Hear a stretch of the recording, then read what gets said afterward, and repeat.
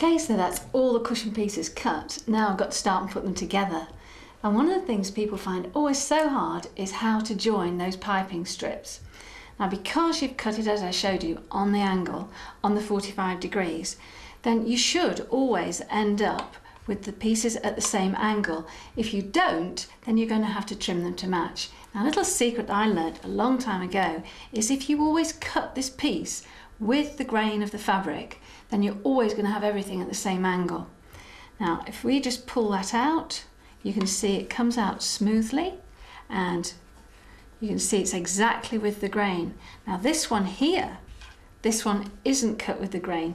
Now look, if we try and join that, that's going to be very difficult. In fact, it almost makes it look as though the piping strip is a completely different width of fabric. But look, it isn't.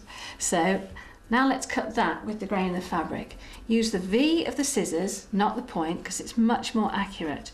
And just very carefully edge your way across with the grain of the fabric. See how much we've had to cut off?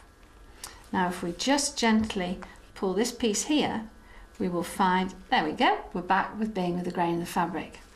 Now joining these together, what we have to do is to get them to be exactly like that and in line. Now keep your two pieces together. These, by the way, are the right sides here. So keep those together. Just gently lay one over the other, like this. And then just move this, because by moving it, look, you're giving yourself a bit of seam allowance. We're going to mark from the middle of this V here and to the middle of this V here. And if we join those two together, we'll be with the grain of the fabric, we'll be exactly in line. So if you want to feel safe, just pop a pin in there.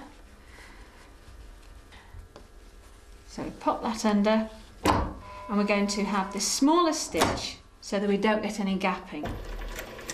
That's it. Just a reverse on either end, that's going to make it much stronger. Exactly on the line. Take that out. Now if we take that and open that up, flatten it out with our fingers, we've now got this perfectly in line.